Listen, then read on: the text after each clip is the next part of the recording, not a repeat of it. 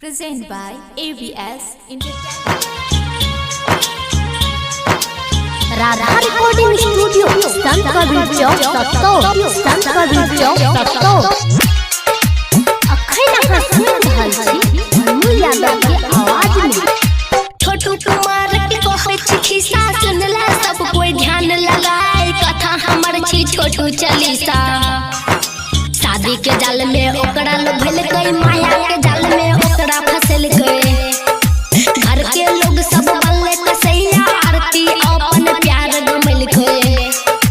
कहै छिया हम छोटू के खिस्सा सुनला सब कोई ध्यान लगाए।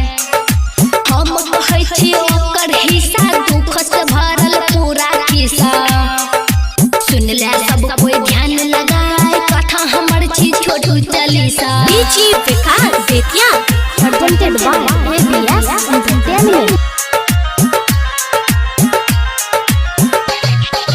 भारी बरला एकरा पर मंगल मंगल भेलै एकर अमंगल आरती छोटू भेलै दूर।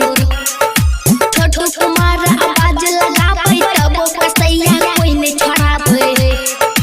बात हमर साचे छा कर देलका सब दुर्दशा सुनले सब कोई ध्यान लगाए कथा हमर छा Chhotu Chalisa. DJ Vikas Bettiah Radha recording studio संत कबीर चौक सत्तो। आरती भौजी कलकै फोन छोटू पे पूछा भेलै मन दुश्मन ओकर करल कई दम। आरती के घर में कलकै बंद खिचा खिची में टूटलै फोन। बिजली के झटका देलकै जोर पूरा खून ललकै सो सुनले सब कोई ध्यान लगाए कथा हमर छा छोटू चालीसा।